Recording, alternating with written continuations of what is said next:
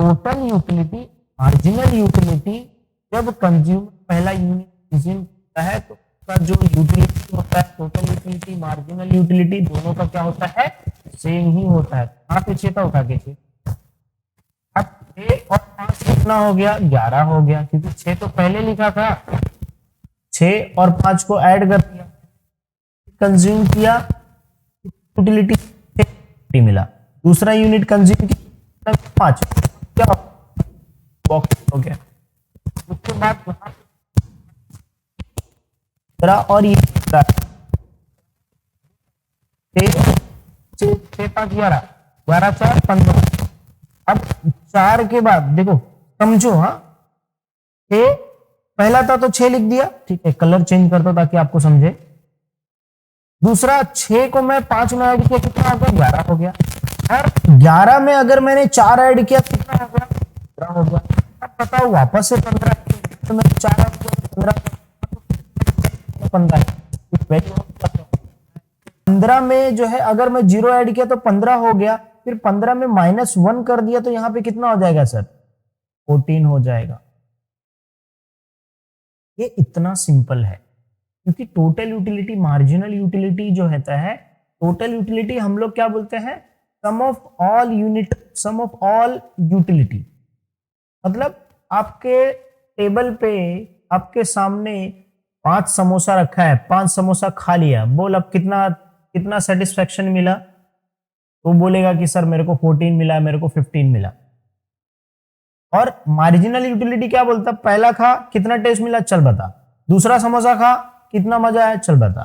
तीसरा समोसा खाया, मजा आया, और खाने का क्या, मजा आया, चलो। एक एक का इंडिविजुअल यहां पे काउंट करता है मार्जिनल में, और जो टोटल यूटिलिटी में जो है क्या करता है, सबका टोटल करता है। बहुत सारे लोगों को मिसकंसेप्ट होता है। देखो, यूटिलिटी मतलब होता है satisfaction that consumer get after consuming that particular commodity. मतलब यूटिलिटी मतलब होता है एक तरीके का सेटिस्फेक्शन, ठीक है, जब कंज्यूमर कोई कमोडिटी कंज्यूम करता है और कंज्यूम करने के बाद जो उसको सेटिस्फेक्शन मिलता है, बेसिकली एक तरीके का वो यूटिलिटी कहलाता है इकोनॉमिक्स में। बात समझ रहे हो, राइट, है ना। तो टोटल यूटिलिटी मतलब सम ऑफ ऑल यूटिलिटी, मार्जिनल मतलब एडिशनल कंज्यूम किया, तो 5 समोसे के बाद 6ठा समोसा खाया तो एडिशनल, 7वां खाया तो एडिशनल। तो ये कंसेप्ट भी आपका क्लियर हो जाए कि टोटल यूटिलिटी मार्जिनल यूटिलिटी क्या होता है, ठीक है ना। अब ये 2 मार्क्स तो अपने पक्के हो गए सर, हाँ ऐसे क्वेश्चन रहेंगे। दूसरा, when total utility is maximum. अब ये पूरे टेबल में देखो, पहला 6 है, ये टोटल यूटिलिटी है ना, इसी का ही कॉलम हम लोग देखते हैं। पहले 6 है, 11 है, 15 है, फिर 15, फिर 14। तो अब मैक्सिमम कौन सा हुआ सर, ये 15 हुआ, ये 15 हुआ, तो मैं मैक्सिमम कौन सा लूंगा, मैक्सिमम लूंगा ये वाला, सेकंड वाला। सर क्यों मैंने सेकंड वाला लिया, ये 15, ये भी तो 15 है, ये भी 15 है, इसलिए क्योंकि जब थर्ड यूनिट कंज्यूम किया था टोटल 15 हो गया था, जब फोर्थ कंज्यूम किया तो भी कितना हो गया, 15 है, तो मैं फोर्थ वाला लूंगा ना कि थर्ड वाला, ठीक है, लास्ट यूनिट वाला मैं लूंगा। ये क्या हो गया, मैं 14 लास्ट वाला, फिफ्थ, अगर फिफ्थ वाला लेता तो ये 14 कम हो गया, नहीं चाहिए मुझे, ये मैक्सिमम चाहिए। तो अब जब टोटल यूटिलिटी क्या था, 15 मैक्सिमम था, तो मार्जिनल यूटिलिटी क्या था, मार्जिनल यूटिलिटी 0 था, लिखो इधर पे 0। यही क्वेश्चन, इतना simple question, 1 marks fix, 1 marks तुम्हारे इधर पे क्या हो गए सर, फिक्स हो गए। When total utility falls, total utility fall कब हुआ, देखो इसको मैं रफ करता ताकि तुम समझ सको। टोटल यूटिलिटी फॉल कब हुआ वो देखो आप लोग, फॉल मतलब कम होना। अब टोटल यूटिलिटी 6 से 11 हो गया, तो यहां पे तो सर बढ़ रहा है, 11 से 15 हो गया तो भी बढ़ रहा है सर, 15 से फिर 15, ये भी समझो बढ़ ही रहा है, फिर 15 से जब 14 हो गया, कितना, 15 से 14 हो गया, तो यहां पे क्या हुआ सर, कम हुआ, मतलब फॉल हुआ। तो जब टोटल यूटिलिटी फॉल हुआ तो मार्जिनल यूटिलिटी क्या हो गया सर, मार्जिनल यूटिलिटी हो गया निगेटिव। हाँ समझा, हाँ सर समझा। चलो अभी आपके लिए होमवर्क है, ये क्वेश्चन नंबर 2 है। इस क्वेश्चन नंबर 2 को देख के क्या करना है आपको, यहां पे देखो बी वाला, टोटल यूटिलिटी जब मैक्सिमम था, मैक्सिमम 30, तो ये वाला मैं लूंगा। 30 जब मैक्सिमम था तो मार्जिनल यूटिलिटी क्या था, 0 था। टोटल यूटिलिटी जब कम हुआ, टोटल यूटिलिटी क्या हुआ, 30 से 28 हो गया, तो मार्जिनल यूटिलिटी क्या हो गया, निगेटिव हो गया।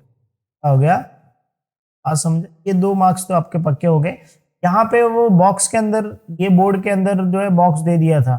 कभी कभी क्या है, मान लो कि यहाँ पे बोलेगा कि आप शेड्यूल को देख के ड्रॉ करो, यूटिलिटी मार्जिनल यूटिलिटी का करो, टोटल यूटिलिटी का, तो कैसे करोगे आप। चलो तो वो भी हम लोग सीख लेते हैं, बहुत सारे लोगों को ड्रॉ करने नहीं आता है, बट आज जो है आप लोग सीख जाओ पक्का। ठीक है, देखो सबसे पहले आप पेन पेंसिल ले लीजिए, आप इस तरीके से ड्रॉ कीजिए। ठीक है, ये एक्स एक्सेस रखिए, आप मान लीजिए कि ये क्या है, एक्स एक्सेस है, और ये वाला क्या है, वाई एक्सेस। ठीक है, अब ये जो यूनिट ऑफ एक्स है, ये मैं क्या लिखूंगा, यूनिट ऑफ एक्स। ठीक है, यूनिट ऑफ एक्स कितना, 1 से लेके 7 है, तो मैं यहां पे क्या करूंगा, 1 से लेके 7 रखूंगा, 1 2 3 4 5 6 7। ठीक है, अच्छा ये जो है y एक्सेस मेरा क्या है, टोटल यूटिलिटी है एंड मार्जिनल यूटिलिटी है। तो अब ये टोटल यूटिलिटी तो -2, मार्जिनल यूटिलिटी तो -2 से स्टार्ट हो रहा था, तो चलो भाई इसको -2 से स्टार्ट करेंगे। -2, यहाँ पे 0 आ गया, फिर क्या हो गया, +2 हो गया, फिर 4 हो गया, फिर 6 हो गया, फिर 8 हो गया, फिर 10 हो गया, फिर 12 हो गया, फिर 14 हो गया, 16 हो गया, फिर 18 हो गया, 20 हो गया। मैंने यहाँ पे 2-2 का गैप लिया, आप 4-4 का गैप लोगे तो आपका इतना कवर हो जाएगा। ठीक है, पहले हम लोग क्या डिस्कवर करेंगे, मार्जिनल यूटिलिटी कवर। तो पहला जो यूनिट था, तो कितना मार्जिनल यूटिलिटी कितना था,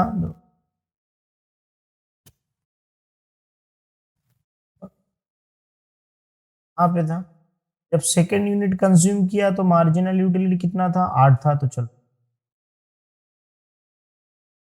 जब थर्ड यूनिट कंज्यूम किया तो मार्जिनल यूटिलिटी कितना था सर, 6 था। जब फोर्थ यूनिट कंज्यूम किया तो मार्जिनल यूटिलिटी कितना था, 4 था। जब सेकंड फिफ्थ यूनिट कंज्यूम किया तो मार्जिनल यूटिलिटी कितना हो गया, 5 हो गया। जब 6 कंज्यूम किया तो 0 हो गया, 7 कंज्यूम किया तो क्या हो गया, -2 हो गया। ये कर्व जो है ये इस तरीके से स्ट्रेट बनेगा, इसको हम लोग बोलेगा मार्जिनल यूटिलिटी कर्व। क्या बोलेंगे इसको, हम लोग बोलेंगे मार्जिनल यूटिलिटी कर्व। समझ रहा है कि नहीं समझ रहा है सर, हाँ सर समझ में आ रहा है। ठीक है, अब जो है उसके बाद जो है यहाँ पे टोटल यूटिलिटी का कर्व है, तो टोटल यूटिलिटी का इसको हम लोग बना दे। अब ये 8-10 से स्टार्ट हो रहा है ना, दोनों 10 से ही है। सेकंड यूनिट कंज्यूम किया तो कितना हो गया, इसका कर्व में लाइन चेंज, अच्छे समझ। सेकंड यूनिट कंज्यूम किया कितना है, 18 है, तो सेकंड कंज्यूम किया तो चलो भाई 18 ले लो, एंड वाले को कैरी फॉरवर्ड करो, ले लिया। जब जो है एग्जाम्पल के तौर पे मान लीजिए इसको कर्व को हम लोग थोड़ा और एक्सटेंड करते हैं। ठीक है, यहाँ पे रखते हैं 22 24 फिर 6, आगे और एक्सटेंड करेंगे। थर्ड कंज्यूम किया कितना है, 24 है, थर्ड को कैरी फॉरवर्ड कर तरीके से आप भी जो है ड्रॉ करो। ठीक, फिर उसके बाद जो है फोर्थ कंज्यूम किया कितना है, फोर्थ कंज्यूम किया 28 है, और ले लेते हैं हम लोग यहाँ पे लगभग 28 30, ये 28, फिर उसके बाद 30 ले लो, कौन सा, जब फिफ्थ यूनिट कंज्यूम किया। अच्छा, जब सिक्स यूनिट कंज्यूम किया तो भी कितना था, 30 ही था। जब सेवेंथ कंज्यूम किया कितना हो गया, 28 हो गया, तो लगभग यहाँ पे पहुंच। तो ये कर्व को जब आप ड्रॉ करोगे, जब ये कर्व को आप ड्रॉ करोगे, यहाँ से देखो, पहले यहाँ से इधर पे ले गए, इधर से फिर इधर पे ले गए, इधर से फिर इधर ले गए, इधर, फिर ये क्या हो गया, स्ट्रेट बन के कॉन्फॉल, ये क्या हो गया, टोटल यूटिलिटी कर्व। बोलो बेटा समझ में आया कि नहीं समझ में आया। ठीक है, थोड़ा शॉर्ट कर देता हूँ कि आपको पूरा अच्छे तरीके से विजिबल हो ना, आपको दिख रहा है राइट। तो ये क्या हो गया, टोटल यूटिलिटी का कर्व हो गया, ये क्या हो गया, मार्जिनल यूटिलिटी का कर्व हो गया। इस तरीके से ड्रॉ करना है, ये बॉक्स बनाने की जरूरत नहीं है, आपको समझाने के लिए मैंने जो है बनाया, ताकि आपको इजिली समझे। ठीक, no no to draw like this, ये ड्रॉ करने की जरूरत नहीं है तुमको। ठीक है, ये ड्रॉ करने की जरूरत नहीं है। ओके, ये करो आपका बन गया। ठीक, इस तरीके से जो है आप करो, ड्रॉ कर सकते हो। चलो इधर पे भी क्या हो गया, 2 क्वेश्चन कंप्लीट हो गया। तो अब यहाँ पे टोटल यूटिलिटी का करो कैसे ड्रॉ होता है, और टोटल यूटिलिटी क्या होता है, मार्जिनल यूटिलिटी, ये भी कंसेप्ट आपका क्लियर हो गया। ठीक है, कुछ वीडियोस फ्री में यूट्यूब पे भी हैं, वो भी आप रेफर कर सकते हो। ठीक है, तो हमारा सेकंड चैप्टर से जो क्वेश्चंस बनते हैं वो क्लियर हो गए। ठीक है, अच्छा, ये जो law of diminishing marginal utility का है, वो आप ये टोटल यूटिलिटी का नहीं ड्रॉ करोगे। ठीक है, सिर्फ ये वाला unit of x marginal utility का, मतलब ये वाला पार्ट ऊपर वाला नहीं अगर है तुम्हारा, ठीक है, तो ये वाला पार्ट नहीं, सिर्फ यही वाला कर्व है, तो यही कर्व क्या है, law of diminishing marginal utility में लिख सकते हो। तो कहीं पे नहीं समझ में आया और क्वेश्चन पूछा law of diminishing marginal utility का, तो यही कर्व ड्रॉ करोगे तो भी तुमको मार्क्स मिल जाएंगे। ये फायदा है तुम्हारा ऐप पे देखने का। ठीक है, नाउ अभी थर्ड वाला हम लोग देखते हैं। तो थर्ड वाले में क्या है कि पहला क्वेश्चन पूछा है, observe the following table and answer the following question. अब यहाँ पे ये क्वेश्चंस में पूछा है, तो ये क्वेश्चन को सॉल्व करने के लिए सिंपली क्या करेंगे हम लोग, पहला क्या बोला है, complete the market table, market schedule. तो यहाँ पे मार्केट डिमांड मतलब A plus B plus E, तो 16 प्लस 15 और प्लस 12 कितना हो जाएगा, 15, 15 दूनी 30, 15 टू 30, 30 प्लस 30 प्लस 40, 43। ठीक है, 12 प्लस 11 प्लस 10, ठीक है, 11, 11 दूनी 22, 11 3 33, ठीक है, 10 प्लस 9 प्लस 8, तो कितना हो गया, 9, 9 दूनी 18, 9 3 27, 27, 8 प्लस 6 प्लस 4, 6 4 10 प्लस 18, ये मेरा 2 मार्क्स यहाँ पे मिल गया। वेरी गुड, इतना इजी है, राइट है ना। अब यहाँ पे क्या बोला है, ड्रॉ दी मार्केट डिमांड करो base on the about demand schedule. अब इसके ऊपर बेस के ऊपर यहीं पे पूछा कि भाई ड्रॉ करना है, तो चलो ये भी ड्रॉ कर लेते हैं। अगेन आप लोग मेरे साथ जो है ऐसे ड्रॉ करो, तो देखो मत, ड्रॉ करो तभी तुमको समझ में आएगा। ठीक है, y एक्सेस, ये x एक्सेस, ठीक है। अब y एक्सेस पे हम लोग क्या लेंगे, प्राइस लेंगे। क्या लेंगे, प्राइस। तो प्राइस कितना है, 25, 30, 35, 40, चलो हम लोग वही ले लेंगे। यहाँ पे जो है प्राइस 25, ठीक है, यहाँ पे हम लोग लेंगे 30, 35 प्लस 40, इतना इजी है। फिर क्वांटिटी मार्केट डिमांड का यहाँ पे बोले ना, मार्केट डिमांड का शेड्यूल देख के क्या करो, अपना मार्केट डिमांड का करो बनाओ। तो अपन मार्केट डिमांड यहाँ पे लिख देंगे, मार्केट डिमांड। हम लोग ने y एक्सेस को क्या लिया, प्राइस लिया, तो मार्केट x एक्सेस को क्या लिया, मार्केट डिमांड कर लिया। ठीक है, चलो यहाँ पे कलर में चेंज करता हूँ ताकि आपको और अच्छे समझे। अब मार्केट डिमांड में पहला 18 है, तो हम लोग यहाँ पे फर्स्ट वाला जो है वो 18 ले लेंगे। दूसरा वाला कितना है,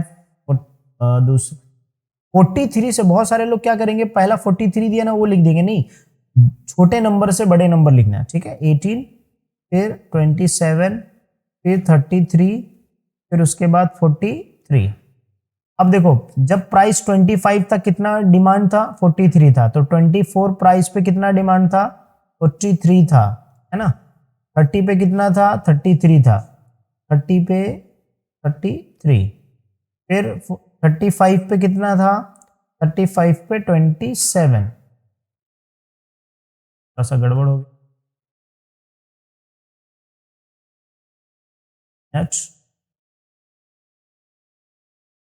27 हो गया, 40 पे कितना था, 18 था। ये करो क्या हो गया, इस तरीके से जो है बन जाएगा आपका, एक स्ट्रेट लाइन बनेगा। ठीक है, इसको हम लोग बोल दिया DD का। ठीक है, तो ये मार्केट डिमांड कर्व है। तो अब यहाँ पे 2 मार्क्स अपने को मिल गए। सर इतना इजी है, हाँ इतना ही इजी है। ठीक है, अब मान लीजिए इसके जगह पे इंडिविजुअल डिमांड दे दिया, या जो है इंडिविजुअल डिमांड दे दिया, तो आप कैसे सॉल्व करोगे। क्या हो सकता है, मार्केट सप्लाई का दे दिया, मार्केट सप्लाई का दे दिया, या इंडिविजुअल सप्लाई का दे दिया, तो आप खुद से सॉल्व कर सकते हो, है ना। अब एक क्वेश्चन और हम लोग ले लेते हैं। Observe the diagram and answer the following question. Right word shift in demand curve. अब ये क्या है, राइट है कि लेफ्ट है, सर लेफ्ट है, आपने राइट क्यों लिखा? लेफ्ट है और ये क्या है? राइट है, बरोबर ना? अगर नहीं कंफ्यूजन हो ना तो आप लैपटॉप मोबाइल के सामने स्क्रीन पे आप देख रहे हो तो आपका लेफ्ट है ये वाला और ये साइड क्या है? राइट है, बरोबर है ना? Left and right. अब यहाँ पे क्या बोल रहा है? Right word shift in demand करो। तो राइट वर्ड शिफ्ट हो रहा है मतलब ये वाला हम लोग एरो देखेंगे, ये तो क्यू वाला है, क्यू से क्या हो रहा है? राइट वर्ड शिफ्ट हो रहा है। तो यहाँ पे क्या हो रहा है सर? यहाँ पे कौन सा डिमांड हो रहा है? डिक्रीज इन डिमांड हो रहा है। क्या हो रहा है? अगर हम लोग सॉरी राइट वर्ड शिफ्ट हो रहा है मतलब लेफ्ट वर्ड, अपॉलॉजी। ये देखो राइट वर्ड, सर राइट में आपने बोला तो इस साइड शिफ्ट हो रहा है, क्यू से क्या हो रहा है? इस साइड जा रहा है, ये बढ़ रहा है, क्यू से Q1 हो रहा है और ये एक्स एक्सेस क्या बता रहा है? Quantity demand. तो हमारा डिमांड क्यू से क्या हो रहा है सर? Q1 हो रहा है। हमारा डिमांड क्या हो रहा है? क्यू से Q1 हो रहा है, तो हमारा डिमांड क्या हो रहा है? बढ़ रहा है। तो इसको हम लोग बोलेंगे इंक्रीज इन डिमांड। क्या बोलेंगे? Increase in demand. सर ये आपने इंक्रीज इन डिमांड कैसे पता कर लिया? देखो जो है एक चेंज इन डिमांड का कंसेप्ट है, चेंज इन डिमांड। तो चेंज इन डिमांड का मतलब ये होता है, इसके दो टाइप है, एक इंक्रीज इन डिमांड है, एक इंक्रीज इन डिमांड है, दूसरा कौन सा है? Decrease in demand. Decrease in demand, ठीक है? ये दो टाइप है किसके? चेंज इन डिमांड के। अच्छा चेंज इन डिमांड मतलब क्या होता है? चेंज इन डिमांड मतलब डिमांड के अंदर चेंज होना, मतलब डिमांड या तो बढ़ेगा या तो डिमांड क्या होगा? घटेगा। डिमांड या तो घटेगा या तो डिमांड क्या होगा? बढ़ेगा। मतलब डिमांड चेंज हो रहा है किसकी वजह से? किसकी वजह से? अदर फैक्टर की वजह से। किसकी वजह से? अदर फैक्टर्स की वजह से। किसकी वजह से? अदर फैक्टर्स की वजह से। और यहां पे प्राइस की वजह से डिमांड घटेगा बढ़ेगा? सर नहीं बढ़ेगा, घटेगा। डिमांड की वजह से, प्राइस की वजह से डिमांड घटेगा बढ़ेगा नहीं। किसकी वजह से बढ़ेगा घटेगा? अदर फैक्टर की वजह से। देखो ओपी मतलब ये ओ कंडीशन मान लो, ओ से लेके पी तक का मेरा प्राइस सेम है, लेकिन एक बार मेरा डिमांड बढ़ रहा है, एक बार मेरा डिमांड क्या हो रहा है? घट रहा है। तो डिमांड घट रहा है, क्वांटिटी डिमांड घट रहा है, बढ़ रहा है, किसकी वजह से सर? अदर फैक्टर की वजह से, प्राइस की वजह से नहीं बढ़ रहा है। तो उसके लिए हम लोग क्या बोलते हैं? Change in demand. यहाँ पे बेटा दो कंसेप्ट तुम्हारा क्लियर हो गया। एक तो चेंज इन डिमांड मतलब डिमांड इंक्रीजेस और decreases due to change in other factors. Price will not change और प्राइस विल रिमेन कांस्टेंट, ठीक है? तो सर ये अदर फैक्टर्स क्या है? अब मान लो एग्जांपल के तौर पे मैंने ये आईफोन खरीदा, तो ये आईफोन इसलिए खरीदा क्योंकि मेरा इनकम बढ़ गया था, तो मैंने आईफोन खरीद लिया, ठीक है? मैंने जो है मैंने दूसरा मोबाइल खरीद लिया, क्यों? ताकि मेरा इनकम बढ़ गया तो मैं अपना मोबाइल खरीद लिया। अब यहाँ पे मैं डिमांड कर रहा हूँ किसकी वजह से? मेरे इनकम की वजह से। तो वो किस में आ जाएगा सर? अदर फैक्टर की वजह से। अभी देखो मुझे ठंड लग रही, तो मैंने क्या किया है, जो है वुलन क्लोथ्स टाइप का जो है कपड़ा पहना है, ये मैंने खरीदा है। तो ये मैंने क्यों खरीदा? क्योंकि ठंडी लग रही थी। तो ठंडी किस में आ गया? क्लाइमेट कंडीशन में आ गया। तो क्लाइमेट कंडीशन चेंज हुआ तो मैंने डिमांड किया इसका, मैं गर्मी में थोड़ी ना इसको पहनूंगा। तो यहाँ पे डिमांड चेंज हुआ किसकी वजह से? अदर फैक्टर की वजह से, मतलब क्लाइमेट कंडीशन। तो क्लाइमेट कंडीशन किसके अंदर आता है? अदर फैक्टर की वजह से, अदर फैक्टर्स के अंदर आता है। सर समझ में आ गया अदर फैक्टर, ठीक है? लिख लो ये चीज। या तो आप डिटर्मिनेंट्स देखोगे डिमांड चेंज होने के कौन से कारण है, तो उसमें प्राइस भी एक कारण है, बाकी और भी बहुत सारे कारण जैसे एडवर्टीजमेंट रहेगा, प्राइस ऑफ सब्सिडी गुड्स रहेगा, क्लाइमेट कंडीशंस रहेगा, टैक्स पॉलिसी रहेगा। ये सारे किस में आते हैं? अदर फैक्टर्स में आते हैं। किसके अंदर आते हैं? अदर फैक्टर्स, ठीक है? तो ये पहला वाला सही हो गया, इंक्रीजिंग डिमांड। अब देखो लेफ्ट शिफ्ट, अगर ये क्यू से क्या हो रहा है? Q2 हो रहा है, तो ये लेफ्ट में शिफ्ट हो रहा है, तो यहाँ पे डिमांड अपना कम हो रहा है कि ज्यादा हो रहा है? सर कम हो रहा है, तो हम लोग बोलेंगे डिक्रीज इन डिमांड। क्या बोलेंगे? Decrease in demand. बात समझ में आ गई सर? हाँ सर समझ में आ गई, ठीक है? Decrease in demand. अच्छा यहाँ पे प्राइस चेंज होता है क्या सर? नहीं, प्राइस रिमेन। यहाँ पे बहुत सारे लोग लिखते हैं price remain the same, but आप स्लैश मार के क्या करना? कांस्टेंट भी लिख देना। क्या करना? कांस्टेंट। कांस्टेंट मतलब भी क्या होता है? कोई परिवर्तन नहीं होना, चेंज, उसको चेंज नहीं होना, उसको हम लोग बोलते हैं कांस्टेंट। फिर बोलता है increase and decrease in demand is comes under, किसके अंदर आता है? बताओ। डिमांड इंक्रीज और डिक्रीज किसके अंदर आता है? चेंज इन डिमांड के अंदर आता है। तो लिख दो यहाँ पे change in demand. Change in, sir समझ में आ गया? हाँ सर समझ में आ गया, ठीक है? उसके बाद जो है एक और डायग्राम है। अब ये डायग्राम जो है किसका है, वो कंसेप्ट मैं आपको बता देता हूं। इसमें है वेरिएशन इन डिमांड। क्या है, वेरिएशन इन, ये कंसेप्ट जो है वो वेरिएशन इन डिमांड का कंसेप्ट है, ठीक है। तो ये वेरिएशन इन डिमांड, एक्सपांशन मतलब प्राइस जो है यहाँ पे कम होता है और डिमांड क्या होता है, बहुत ज्यादा बढ़ता है। और कॉन्ट्रैक्शन में क्या होता है, प्राइस बढ़ने की वजह से डिमांड क्या होता है, कम हो जाता है।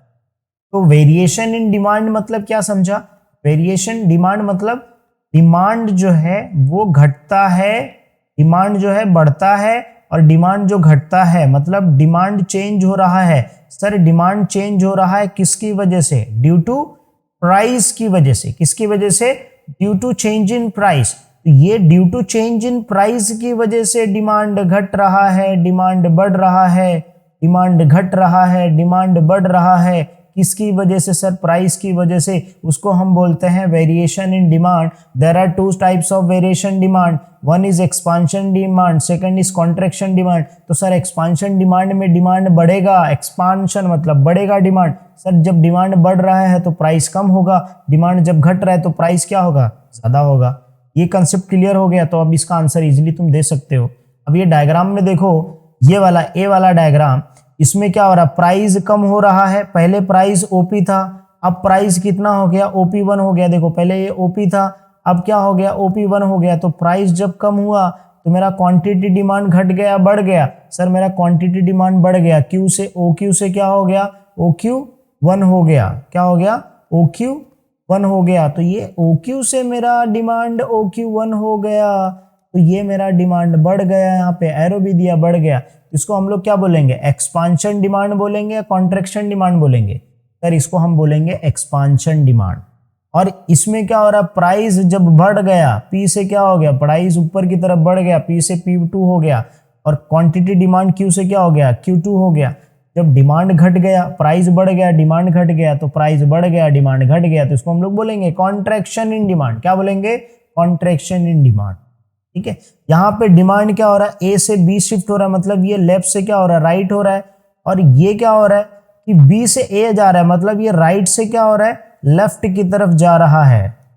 ठीक है, अब ये सर बोलोगे क्या समझा रहा है। अब देखो यहाँ पे क्या बोला है, डायग्राम ए रिप्रेजेंट्स, कौन सा डायग्राम ए रिप्रेजेंट कर रहा है, एक्सपांशन इन डिमांड। क्या रिप्रेजेंट कर रहा है, एक्सपांशन, एक्सपांशन इन डिमांड। ये क्या कर रहा है, कॉन्ट्रैक्शन इन डिमांड। ठीक है, तो ये ए वाला पहला क्वेश्चन क्लियर हो गया सर। हाँ सर हो गया क्लियर। ठीक है, दूसरा जो है यहाँ पे बोला है, in the diagram the moment, in the diagram a moment of demand curve is in which direction. ये कौन से डायरेक्शन में है, ये क्या हो रहा है, राइट टू शिफ्ट डायरेक्शन में है ना, जिसमें मतलब यहाँ पे इंक्रीजिंग डायरेक्शन में है।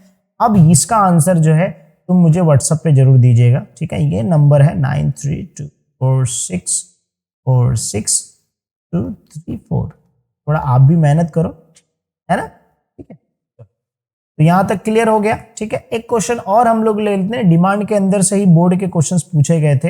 अब यहाँ पे क्वेश्चन क्या बोला है, find out the examples type of demand from the above passage. पहला डायरेक्ट डिमांड है और दूसरा क्या, इनडायरेक्ट डिमांड। तो अपने को डायरेक्ट डिमांड और इनडायरेक्ट डिमांड का एग्जाम्पल ढूंढना है और बाद में क्या करना है, खुद का ओपिनियन देना है अबव पैसेज को रेफरेंस देके। चलो भाई पैसेज पढ़ लेते हैं। अब देखिए, अ सर्वे conducted Galaxy Enterprises, it observed that the Panji there was an increase in demand for a biscuit. This was due to change in people's taste habit preference. Considering the opportunities of Galaxy Enterprises borrowed the capital from the Bank of India, purchased wheat from the farmer, started producing biscuits. The company had a competition from Andromeda Food Limited, a producers of a cream biscuits. One more research conducted by the Galaxy Enterprises that realized them to rise in the demand for biscuits and demand for tea also increases. अब मुझे बताओ इसमें कौन सा direct demand होगा और कौन सा इनडायरेक्ट डिमांड। तो यहाँ पे एक बिस्किट की बात किया है और एक टी एंड इसकी बात किया है। ठीक है, यहाँ पे फाइनेंस की बात किया है। तो अब मुझे यहाँ पे जो है आप लोग कमेंट सेक्शन में जो है या फिर आप मुझे मेरे नंबर पे जरूर बताएं कौन सा इनडायरेक्ट का एग्जाम्पल है, कौन सा डायरेक्ट का एग्जाम्पल है। ठीक है, कंसेप्ट में समझा देता हूँ। डायरेक्ट मतलब commodity demanded for direct consumptions, that is called as direct demand.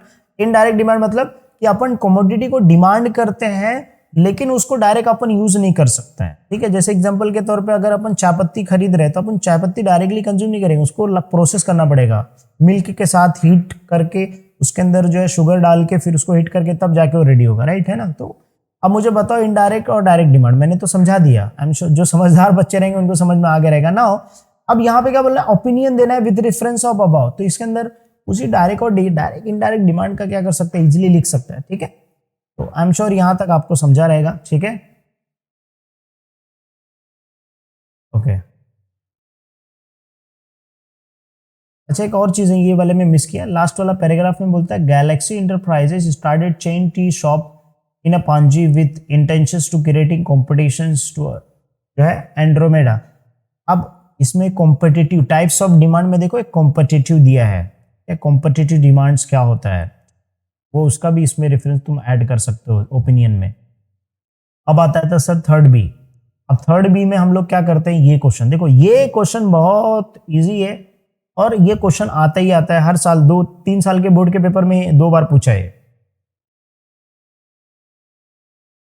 Okay 3 साल के पेपर में ये 2 बार क्वेश्चन पूछा है, तो आप समझ सकते हो इसका क्वेश्चन का कितना इंपॉर्टेंस है। इसको सॉल्व करने के लिए आपको एक क्वेश्चन समझना पड़ेगा, types of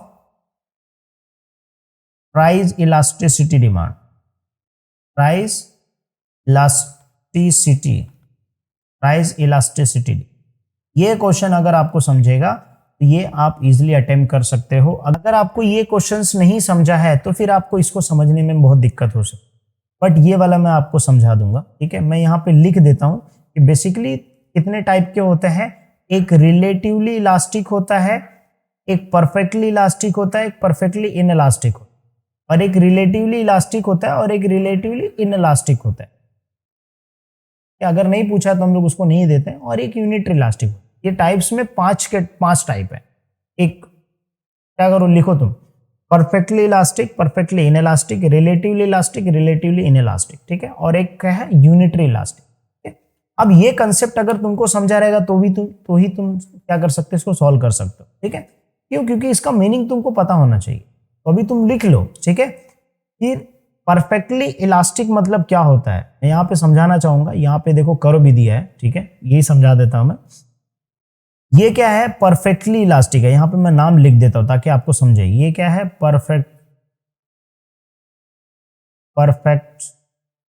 perfectly in elastic, perfectly in elastic. ये क्या है, परफेक्टली इलास्टिक। अब देखो यहां पे समझो, परफेक्ट बोला है ना, परफेक्ट बोला है मतलब या तो मेरा डिमांड परफेक्ट होगा, या तो मेरा डिमांड परफेक्ट होगा, या तो मेरा प्राइस क्या होगा, परफेक्ट होगा। मतलब या तो मेरा प्राइस के अंदर कुछ चेंज नहीं होगा, या तो मेरा कोई डिमांड के अंदर कुछ चेंज नहीं होगा, वो होता है परफेक्ट। अब पता कैसे चलेगा कब मेरा डिमांड परफेक्ट होगा, कब मेरा प्राइस परफेक्ट होगा, तो ये पता चलेगा इलास्टिक और इनइलास्टिक। अगर इलास्टिक है मतलब मेरा प्राइस क्या होगा, परफेक्ट होगा। अगर इनइलास्टिक है मतलब मेरा डिमांड क्या होगा, परफेक्ट होगा। तो परफेक्टली इनइलास्टिक में क्या होता है, लिख लो आप, चाहिए कंसेप्ट में क्लियर कर रहा हूं। परफेक्टली इनइलास्टिक मतलब क्या होता है, change in price has no effect on quantity demanded.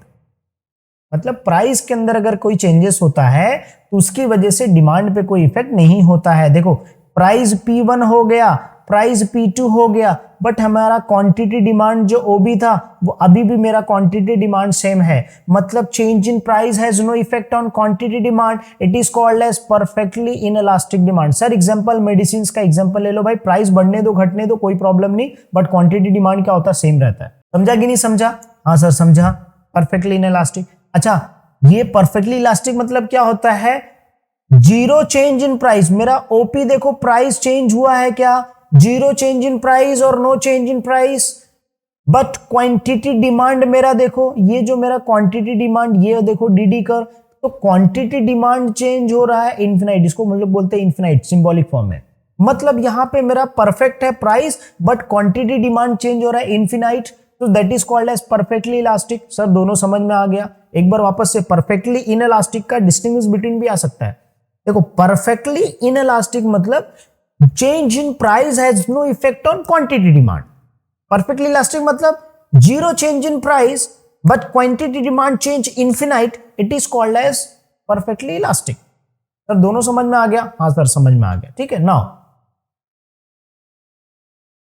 अब ये वाला करो, देखो आप प्राइस क्या हो रहा है, ज्यादा चेंज हो रहा है, मान लीजिए यहाँ पे 50% से चेंज हो रहा है, बट मेरा डिमांड सिर्फ 20% से चेंज हो रहा है। इसको हम लोग बोलते हैं रिलेटिवली इनइलास्टिक। क्या बोलते हैं? Relatively inelastic.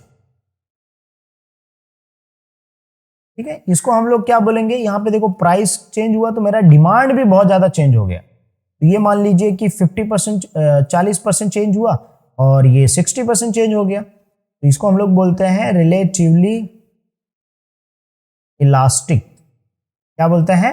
रिलेटिवली इलास्टिक बोलते हैं। क्या बोलते हैं इसको? Relatively elastic demand. ठीक है, अब क्या हो रहा है कि यहां पे प्राइस क्या हो रहा है कि price change but quantity demand change. तो यहां पे क्या हो रहा है रिलेटिवली इनइलास्टिक में? चेंज इन प्राइस, और ऐसा भी बोल सकते हो कि change in price leads to or change in price bring about less proportionate change in quantity demand। क्या बोला? change in price leads to or bring about change in less than proportionate change in quantity demand। मतलब price के अंदर changes हुआ, उसकी वजह से quantity demand change हुआ, लेकिन वो कम चेंज हुआ। so change in price bring about less proportionate change in quantity demand। वहीं पे रिलेटिव इलास्टिक क्या होगा? change in price bring about more than proportionate or more than percentage change in quantity demand, it is called as relatively elastic demand। बोलो समझ में आ गया? हाँ सर समझ में आ गया। तो ये चारों टाइप तुमको समझ में आ गए। ठीक है, अच्छा इसका इलास्टिसिटी डिमांड जो होता है वो जीरो होता है, इसका इलास्टिसिटी ऑफ डिमांड जो होता है वो कितना होता है? इन्फिनाइट होता है। क्या होता है? इन्फिनाइट होता है। इसका रिलेटिवली इलास्टिक डिमांड क्या होगा? ठीक है, ये देखो यहाँ पे रिलेटिव इलास्टिक डिमांड क्या होगा? लेस देन 1 होगा। क्या होगा? लेस देन 1 होगा। और यहाँ पे इलास्टिसिटी डिमांड क्या होगा? ग्रेटर देन 1 होगा। ये कैसे होगा ये अभी हम लोग पढ़ेंगे, हम लोग एक एक करके पूरा सीखेंगे। ठीक है, ये कंसेप्ट आपको समझा परफेक्टली इलास्टिक। अब ये अच्छा ये क्वेश्चन पूछा भी था, identify the price elasticity of demand from the following diagram. तो तुमको समझा दिया है पूरा क्वेश्चन, अच्छे से समझ में आ गया? हाँ सर समझ में आ गया। अब जो है सर ये वाला बोर्ड का क्वेश्चन सॉल्व करके बताओ। चलो ये भी कर लेते हैं। क्या बोला? In the following diagram A E, मतलब ए से लेके ई क्या है? एक डिमांड लीनियर कर्व है। लीनियर कर्व बोलेगा तो या तो आप ऐसे डायरेक्शन में जा रहे हो, या तो आप सीधे डायरेक्शन में जा रहे हो, या तो आप क्रॉस डायरेक्शन में जा रहे हो, बट एक ही डायरेक्शन में मूवमेंट कर रहे हो, तो उसको हम लोग बोलते हैं लीनियर कर्व। क्या बोलते हैं उसको? लीनियर कर्व बोलते हैं। अगर हम लोग ऐसा ऐसा गए तो ये क्या है? नॉन लीनियर है। क्या है ये? नॉन लीनियर है। अगर ऐसा जा रहे हैं तो ये भी क्या है? नॉन लीनियर है। लीनियर मतलब जो एक स्ट्रेट लाइन कोई भी एक डायरेक्शन में जाना चाहिए। तो ए क्या है? लीनियर कर्व है कमोडिटी का। On the basis of given diagram whether the statement are true और फॉल्स। अपने को बताना है स्टेटमेंट ट्रू है और फॉल्स है। चलो बता देंगे, कोई प्रॉब्लम नहीं, इजी तो है सर। कलर चेंज करता हूं मैं पहला। नाउ पहला स्टेटमेंट क्या बोलता है 1 मार्क्स के लिए? Point C relatively elastic demand. पहला पॉइंट में अब मुझे बताना है कि सी पॉइंट पे रिलेटिवली इलास्टिक है या नहीं है। अगर है तो वो ट्रू हो जाएगा, इसका आंसर क्या हो जाएगा? आंसर बेसिकली इसका आंसर ट्रू हो जाएगा। ठीक है, लेकिन अगर नहीं है तो क्या हो जाएगा? ये आंसर फॉल्स हो जाएगा। ठीक है, तो वो मालूम करने के लिए कैसे हम लोग करेंगे? एक सिंपल फॉर्मूला है, इसको हम लोग पॉइंट मेथड से बोलते हैं, point method of measuring elasticity demand. ठीक है, तो अब उसमें क्या होता है? लोअर सेगमेंट, ये एल मतलब लोअर सेगमेंट ऑफ डिमांड का और अपर सेगमेंट ऑफ डिमांड कर, lower divided by L divided by you. ठीक है, ये हमको मालूम करना है पॉइंट, कौन से पॉइंट पे? सी पॉइंट पे हमारा मालूम करना है ईडी, इलास्टिसिटी डिमांड। तो एल मतलब क्या हो गया सर? Lower point. यहां पे लोअर पॉइंट क्या? सी से लेके ई वाला पॉइंट क्या हो जाएगा? लोअर हो जाएगा, और सी के ऊपर वाला पॉइंट क्या हो जाएगा? अपर हो जाएगा। तो लोअर पॉइंट ऑन डिमांड का, अपर जो है यू मतलब upper suggestion, upper point of demand का बोल सकते हैं हम लोग। ठीक है, अपर सेगमेंट भी बोलते हैं, अपर सेगमेंट ऑफ डिमांड का। तो लोअर सेगमेंट में अब इसको अज्यूम कर लो आप लोग, मान लो एग्जांपल के तौर पे ये जो कर्व है ए से लेके बी है, मतलब जो है टोटल अज्यूम करो कि ए से लेके जो ई है उसकी टोटल वैल्यू कितनी है, 8 है। तो अगर इसको मैं दो में डिवाइड कर देता हूं, कितने में, दो में डिवाइड, अज्यूम कर लो, हाँ, प्रूफ करने के लिए, ठीक है। सर मैंने 20 क्यों नहीं लिया, सिंपल कैलकुलेशन करना है, इसके लिए मैंने 8 लिया, ठीक है। बुक में भी यही एग्जाम्पल दिया है, ठीक है। अब 8 ले लिया मैंने, ठीक है। अब ये 8 लिया है, इसको ए से लेके ई तक का, तो सबका कितना हो जाएगा, दो का डिफरेंस। अब लोअर सेगमेंट में देखो, सी से लेके ई वाला पार्ट है, ये लोअर सेगमेंट, सी के नीचे जितने भी रहेंगे वो सब क्या है, लोअर सेगमेंट है। सी के ऊपर वाला क्या हो जाएगा सर, अपर सेगमेंट हो जाएगा। क्या हो जाएगा, अपर सेगमेंट। तो लोअर सेगमेंट की वैल्यू कितनी है, 2 है। अपर सेगमेंट की वैल्यू 2 + 2 + 2 कितना हो गया, 6 है, क्योंकि यहां से लेके यहां तक की वैल्यू है ना, तो ये कितना है टोटल, 6 हो गया, तो 6 लिख दिया। 2 × 1 = 2, 2 × 3 = 2, 2 कम 2, 2 3 6, तो 1/3 को कट किया तो कितना होगा, 0.33 आएगा, ठीक है। अब ये कैसे आया कुछ लोगों को नहीं पता रहेगा, तो चलो ये भी कर लेते हैं।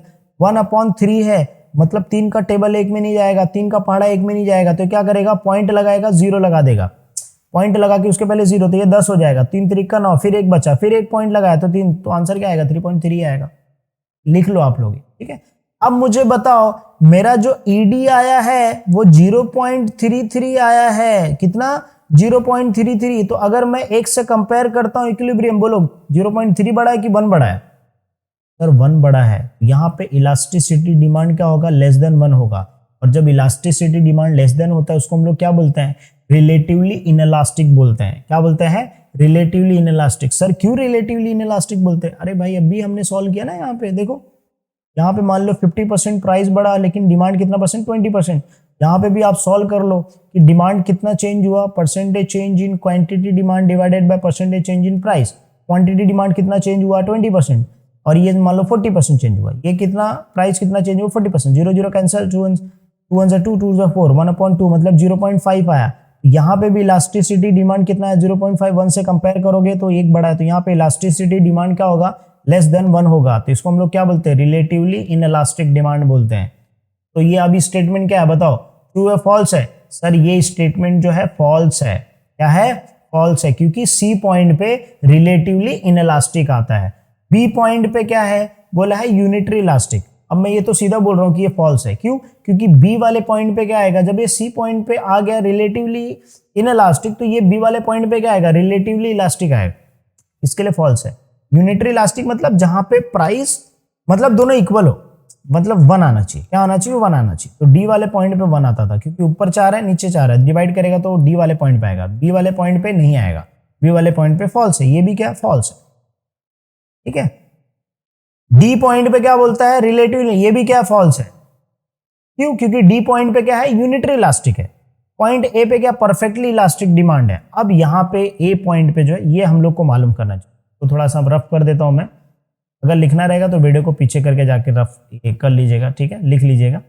अब जो है यहाँ पे अपने को क्या मालूम करना है, ये ए वाले पॉइंट पे क्या मेरा परफेक्टली इलास्टिक डिमांड है क्या, तो ए पॉइंट यहाँ पे है। अब ये पॉइंट में मुझे मालूम करना है, तो lower segment divided upper segment, तो लोअर सेगमेंट की वैल्यू कितनी है सर, लोअर सेगमेंट की वैल्यू इसके नीचे पूरा समझो 8 है, नीचे क्या है यू, अपर सेगमेंट की वैल्यू ए के बाद कुछ है ही नहीं ना, मतलब पॉइंट है 0 है, 0 से टकराएगा मिट्टी में मिल जाएगा, ऐसा नहीं बोल सकते आप। क्यों, क्योंकि जब डिवाइड नीचे में 0 आता है तो उसकी वैल्यू हम लोग डिफाइन नहीं करते, इसके लिए हम लोग क्या बोलते हैं, उसको इन्फिनाइट बोलते हैं। क्या बोलते हैं, इन्फिनाइट। मतलब ए वाले पॉइंट पे क्या है, परफेक्टली इलास्टिक डिमांड है, तो ये स्टेटमेंट ट्रू है, क्योंकि इन्फिनाइट डिमांड किसके अंदर आता है, परफेक्टली इलास्टिक डिमांड के अंदर। सर देखो ये हमने मालूम किया, दिख रहा है ये वाला, समझा, तो ये ट्रू है। तो पहला वाला फॉल्स था, दूसरा वाला भी फॉल्स था, तीसरा वाला भी फॉल्स था, चौथा वाला ट्रू था, ठीक है। रीजन भी मैंने समझा दिया आपको, ठीक है।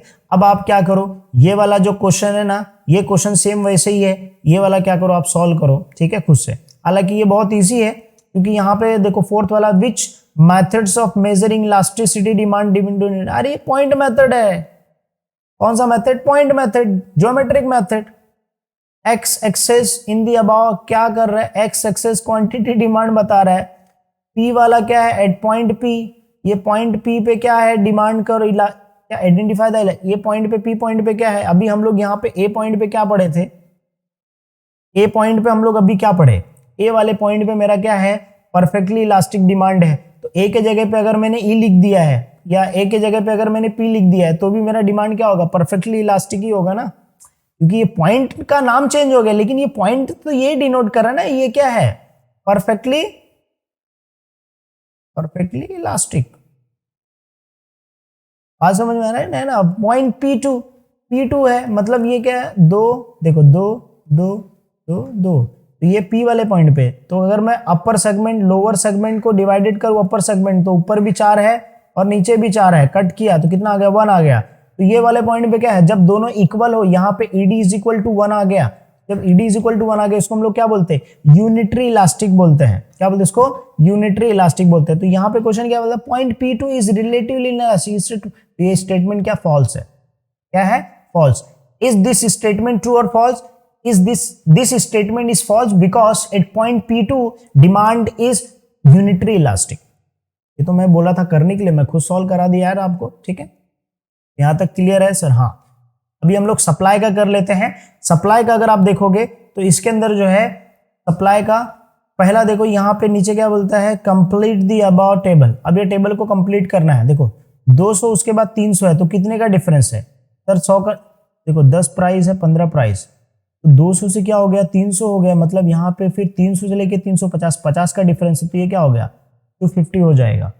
फिर 350, तो ये ऐड कर दो 400, 450, कितना इजी है, 500 हो गया, इजी है सर। इसका डायग्राम ड्रॉ करो, ठीक है, डायग्राम ड्रॉ करना है, चलो ड्रॉ कर लेते हैं। ये क्या है, एक्स एक्सेस और ये क्या है, वाई एक्सेस। एक्स एक्सेस क्या होगा, वाई एक्सेस हम लोग ले लेंगे प्राइस और एक्स एक्सेस ले लेंगे हम लोग क्या, मार्केट। कौन सा सप्लाई है, यहाँ पे जो है डायग्राम ऑफ सप्लाई, ये तो सप्लाई करेंगे, क्वांटिटी सप्लाई, समझ में आ रहा है, क्वांटिटी सप्लाई ले लेंगे, राइट है ना। अब जो है इसके अंदर प्राइस क्या है, 10 से लेके 40 है, तो हम लोग यहाँ पे क्या करेंगे, 0 पहले, अच्छा 5 का डिफरेंस है, तो हम लोग जो है यहाँ पे डायरेक्टली 10 से या 5 से स्टार्ट करेंगे, 5, 10, 15, 20, 30, 30, ठीक है, और उसके बाद आगे 35 और 40, ठीक है। ये हम लोग जो है अभी इतना 40 है ना। अब क्वांटिटी सप्लाइड कितना है, 200 से लेके 500 है, तो 200 हम लोग यहाँ पे लेंगे 200, 250, 300, 350, 400 और बढ़ा दो, चलो 450, तो 500। जब प्राइस 10 रुपीज था तो कितना क्वांटिटी सप्लाई, 200, तो प्राइस 10 रुपीज था, कितना क्वांटिटी सप्लाई, 200, ठीक है। जब प्राइस कितना हुआ, 15 हुआ, जब प्राइस 15 हुआ तो कितना क्वांटिटी सप्लाइड हुआ, 250 हुआ। जब प्राइस 20 हुआ तो कितना क्वांटिटी सप्लाइड हुआ, 300 हुआ। जब 25 प्राइस हुआ तो कितना क्वांटिटी सप्लाइड हुआ, तो इस तरीके से जो है ये 400 हुआ, 350, फिर उसके बाद तब इसको इस तरीके से जो है तुम ड्रॉ करेगा, ठीक। ये करो अपना, कैसे बन जाएगा, इसका सप्लाई करो, ये अपवर्ड कर। अच्छा, ये जो मैंने बॉक्स बनाया, ये बॉक्स बनाने की जरूरत नहीं है, तुम डायरेक्टली जो है समझाने के लिए मैंने तुमको बताया, डायरेक्टली तुम क्या कर सकता है, ऐसे ड्रॉ कर सकते हो, ठीक है, समझ में आ गया, राइट। ये सप्लाई कर। अच्छा, रिलेशनशिप बताना है, तो रिलेशनशिप क्या है, डायरेक्ट रिलेशनशिप। क्या है, डायरेक्ट रिलेशनशिप। क्यों डायरेक्ट रिलेशनशिप, बिकॉज जब प्राइस क्या हो रहा है, बढ़ रहा है, जब प्राइस बढ़ रहा है तो मेरा सप्लाई भी क्या हो रहा है, बढ़ रहा है, तो there is a direct relationship between price and quantity supplied. Easy था, वेरी इजी, ठीक है। अभी मैं आपको ये मार्केट जो सप्लाई का जो है, मैंने मार्केट डिमांड का किया था, अभी मार्केट सप्लाई का तुम ये करो, ठीक है। इसको करने का मैं हिंट देता हूं, चलो मैं कर ही देता हूं। पहला क्या है, 100 है, 37 प्लस 30 कितना हो गया, टोटल 67 हो गया। 67 प्लस 45, तो ये 7, 5, 12, ठीक है, 1, 6, 4, 10 और 11, ठीक है, हो गया 112 हो गया, बरोबर ना।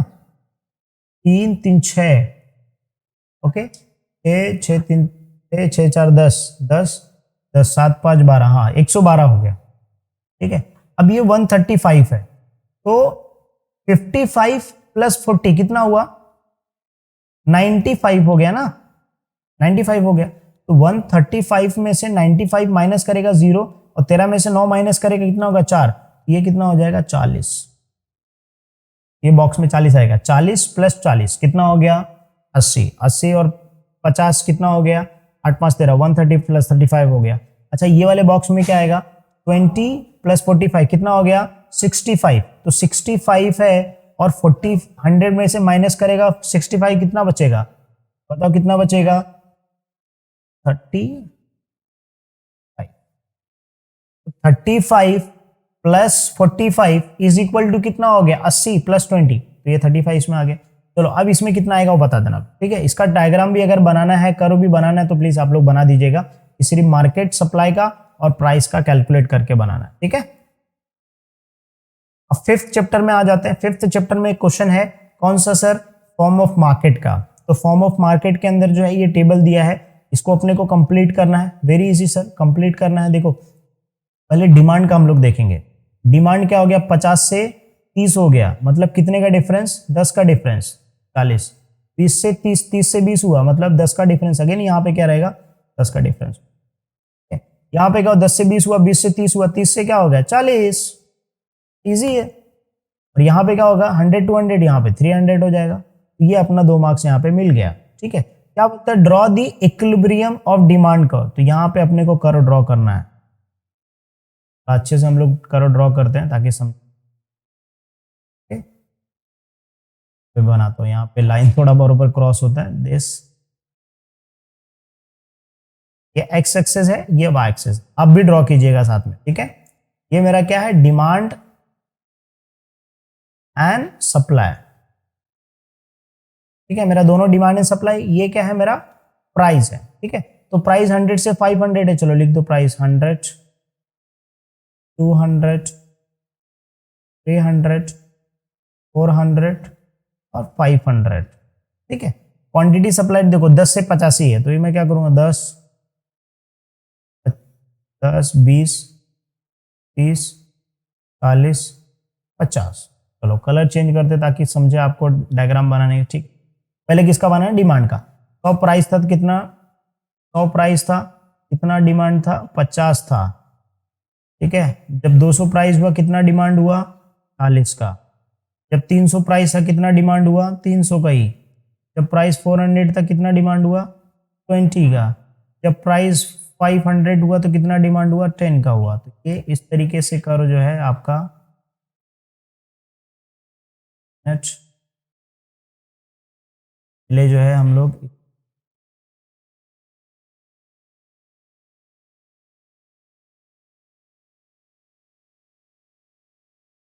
ये हमारा कर्व बन गया, ठीक है। अब ये बॉक्स का जरूरत नहीं है, आप ऐसा डायरेक्टली पेंसिल से टिक करके बना सकते, ठीक है।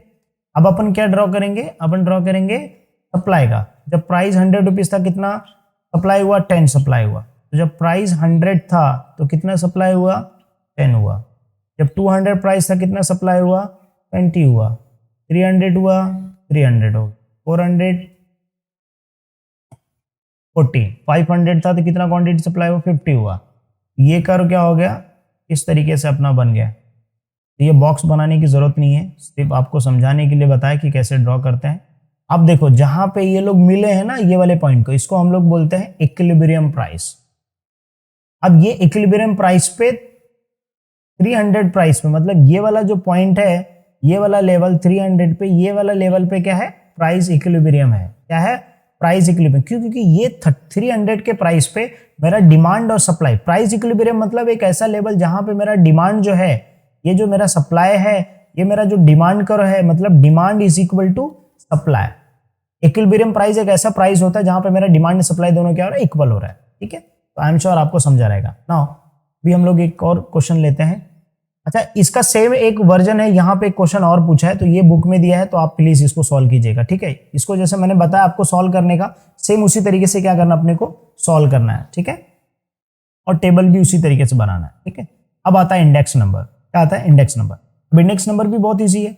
अब इसमें देखो क्या है बॉक्स दिया है, तो सिर्फ अपने को क्या करना है फिल करना है। देखो P1 इंटू Q1 क्या है P1 इंटू Q1, तो P1 ये है और Q1 ये है। कौन सा मल्टीप्लाई करना है इसको 8 3 24। P1 और Q1 यहाँ पे 8 पंजे 40 था, 8 3 24, फिर 20 10 पंजे 50, यहाँ पे मतलब कुछ नहीं, मतलब इनटू है, ये P0 इंटू Q0, देखो P0 और Q1, ठीक है, ये हम लोग लेंगे। अब जो है यहाँ पे क्योंकि पॉइंट में वही दिया है ना, तो अब यहाँ पे 2 है, यहाँ पे 8 है तो 16 हो गया, यहाँ पे 4 था, यहाँ पे 3 था, 4 3 12 बरोबर लिखा है। वेरीफाई भी कर सकते हो आप, यहाँ पे 1 है, यहाँ पे कितना 10 है तो ये 10 हो जाए। यहाँ पे कितना था 5 था, यहाँ पे कितना था 5 था, 5 पंजे 25, 25 बरोबर है राइट। ये अपने को बॉक्स मिल गया, मतलब यहाँ पे अपने को 2 मार्क्स फिक हो, 2 मार्क्स मिल गए। अब क्या करना है कि फॉर्मूला अप्लाई करना, पैस्चेस का यहाँ पे फॉर्मूला दिया है, ठीक है, वो फॉर्मूला अपने को अप्लाई करना है। तो फॉर्मूले में सिर्फ अपने को वैल्यू पुट करना है। देखो P1Q1 क्या है, कितना वैल्यू है 134 है, P0Q0 कितना है 63 है, इंटू 100 है ना, इंटू 100 करना है। अब इसको सॉल्व करना है, तो अब इसको क्या कर सकते हैं आप, सॉल्व करके जरूर बताइएगा, ठीक है, आप पेंसिल से कर लीजिएगा सॉल्व। ये इतना सिंपल इस तरीके से क्वेश्चन पूछ सकता है, हालांकि बोर्ड एग्जाम में पूछा नहीं है but it can be asked, ये पूछा जा सकता है, ठीक है। क्वेश्चन नंबर 5 में आई गेस अगर जो है इस टाइप का प्रैक्टिस कर लोगे तो आपको और इजी रहेगा, हालांकि ये क्वेश्चन इजी होते हैं, ज्यादा डिफिकल्ट नहीं होता है। अभी यहाँ पे क्या बोलता है, calculate the price index number. तो प्राइस इंडेक्स का फॉर्मूला क्या है, price P01 is equal to P4 price index number, summation of P1 divided by summation of P0 into 100, ये करना है आपको।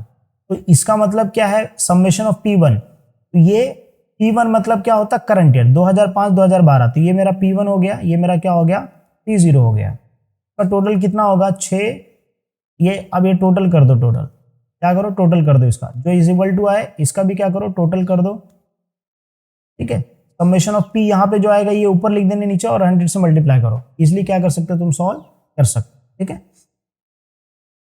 अच्छा, एक इंडेक्स नंबर का और आया था यहाँ पे बोर्ड एग्जाम में। Index numbers is a technique of measuring changes in variables of group related to geographical locations. Index numbers verify, पहले क्वेश्चन पढ़ लेते, क्वेश्चन क्या पूछा है, explain the meaning of index number.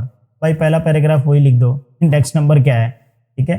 फिर उसके बाद जो है home the index number is, index number किसके लिए यूजफुल है, index number the scope of index number is not limited only to the subject section. देखो इकोनॉमिक्स, एजुकेशन, साइंस, साइकोलॉजी सबके लिए है ना। फिर उसके बाद बोलता है express your opinion given passage, आप अपना खुद का ओपिनियन जो भी समझ में आए लिख दो, ठीक है। कैलकुलेट करने के मेथड है, टाइप्स हैं, प्राइस इंडेक्स नंबर, ये इसका वेटेड इंडेक्स नंबर, इस तरीके से तुम सॉल्व कर सकते, ठीक है। अब ये जो चैप्टर नंबर 10 का एक क्वेश्चन पूछा है, देखो यहाँ पे क्या बोलता है, which of the following organization है। अच्छा, ये जो डेटा दिया है ये डायरेक्शन, मतलब किसका डायरेक्शन ऑफ इंपोर्ट्स, इंडिया का इंपोर्ट्स दिया है दूसरे कंट्री के साथ, तो OECD करके है, ओपेक है, फिर उसके बाद जो ईस्टर्न यूरोप डेवलपिंग कंट्रीज, और ये 1991 का है और ये 2015-16 का है। तो अब क्या बोला है, least shares in the direction of India import. तो 15-16 में लीस्ट कौन सा है, यूरोपियन ईस्टर्न का लिस्ट है, तो ये अपना आंसर क्या हो जाएगा, यूरोपियन यूनियन, ये Eastern European. Which of the organisation है maximum shares in Indian direction imports 99, maximum कौन सा, OECD। How much the percentage of the increase in imports developing nations to 15 compared to 9? इसमें increase क्या बोला है, how much percentage increase in the imports of developing nations, कितना increase हुआ है, ठीक है, कंपेयर टू 1990। 1991 में 43 था, यहाँ पे इंक्रीज नहीं हुआ है, 16 था, ये वाला इंक्रीज हुआ है, यहाँ से इंक्रीज हुआ है, यहाँ पे इंक्रीज हुआ है, ठीक है, और यहाँ पे 3 में बेसिकली इंक्रीज, ठीक है। Your opinion regarding directions, import जो है कुछ में कम हुए कुछ में ज्यादा हुए हैं, उस तरीके से जो आपको इसका आंसर लिखना, सिंपल क्वेश्चन पूछता है, ठीक है। कॉमर्शियल बैंक, अच्छा इसके क्वेश्चन हम लोग पढ़ लेते पहले। क्या बोला है, what are the 2 benefits of nationalized bank. 2 benefits क्या है, nationalize bring about the several investors together and the profit seeking financial due to bank nationalize there was increase in loan commitment in urban rural areas, agriculture and retail traders getting more loans. देखो ये benefits है, ठीक है। 2 sectors not getting 69, ये पहला benefit है। Various services provided by, कौन कौन सी सर्विस प्रोवाइड करता है तो पढ़ के बता दो भाई, ठीक है। आपका ओपिनियन, देखो ये वाला जो क्वेश्चन होता है ना ओपिनियन, ये ओपिनियन, जैसे ये क्या बोला, commercial bank provide different types of service like से, ये वाला सेकंड क्वेश्चन का आंसर हो।